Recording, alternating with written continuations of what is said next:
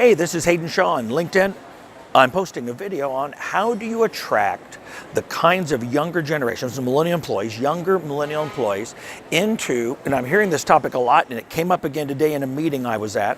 I won't use the name of the company, but I just heard it 4 weeks ago with a huge construction firm.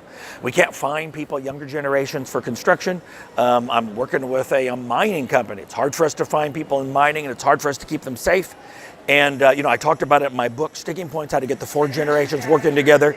In the 12 places that come along, you can tell I'm in O'Hare, right outside the Jamba Juice. Anyway, they were like, wow, this is really tough to find people. And so UPS had a lot of turnover. I talk about it in the chapter on training. They had a lot of turnover. Half of their people, the younger employees they hired, didn't even stay the 2 months while they rode along and learned the job. Anyway, so I talked about some ideas of what they did there if you're a person who likes to read and wants to go into deeper on that. But let me give you 3 things I told the gentleman today who is in a business where they have to find and train people, retain people in the appliance repair space. First, I really like the language they had about being kinesthetic. I think that's a good angle to come after. Secondly, it fits in with all the literature and all the stuff that came out in the pit of the Great Recession, especially about men and the disadvantaged gender, to quote an Economist magazine cover. And then thirdly, what we've got to take into account is you've got to remember that no matter how great the job pays, you've got to be able to brag when you're out for drinks, when you're out with other people. If you don't have bragging rights, you're not going to have an attractive job. So he goes, hey, we can't find people to repair stuff because it's not sexy, although we pay really well.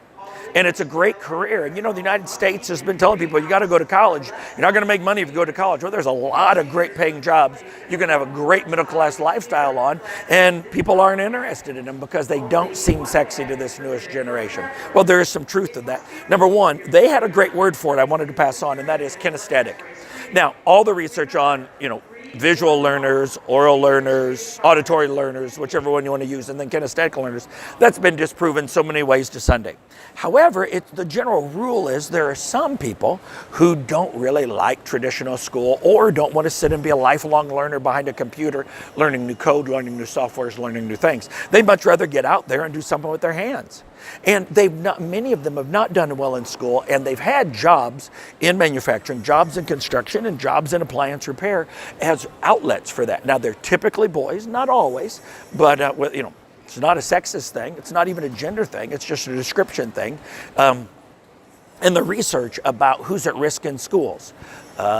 The research on it has said boys are not at risk in the last 20 years. They've been at risk for the last 100 years. Okay, so the point is school systems do better for women for girls than they do for guys. And they've often gone into that world. So one of the things we advertise is kinesthetic, or people who don't want to spend the rest of their life learning behind a desk. And I love that angle they've taken on it, because I think that's a huge reason why people go into those jobs and enjoy them. Secondly, you would think because they pay so well, I was working with a foundry association, and if you can weld and read a print, you can make $75,000 a year right out of an apprenticeship, whereas somebody in a 4-year business degree in a sales job averages $42,000. They said it didn't matter. It's not sexy. It seemed like a dirty job with no prospects.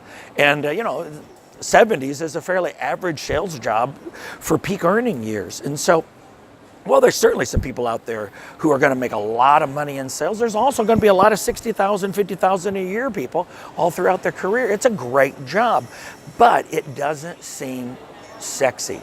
And that ties to that, all the literature, all the articles, all the stuff that came out about how men were disadvantaged in the last recession. Men had a higher unemployment rate than women did, and it was because, and that's said again and again, women tended to be in jobs that didn't change, whereas men were in jobs that are much more cyclical with the market, construction, manufacturing, etc.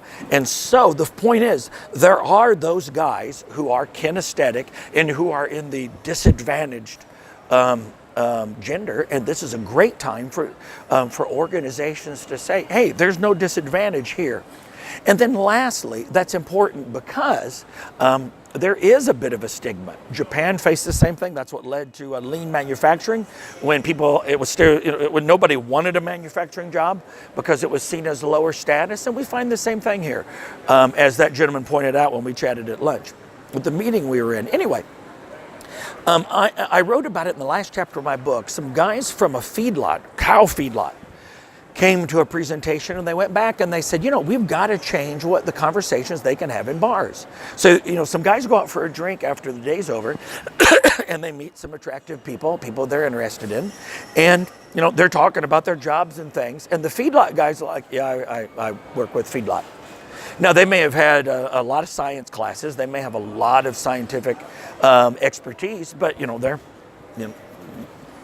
you got somebody else who's writing code or somebody else in sales for $42,000 a year, and they're the ones that have more bragging rights. And so they went back and did some things with the mission of the organization, with providing meals to at-risk children in the counties they were in, and they gave their millennials bragging rights. So my question is, what are the bragging rights you're giving for recruiting that raises the status to go along with, in many cases, the greater income? All right, some practical ideas about something that, one of the key questions that I'm hearing all over the world. Hey, have a great week.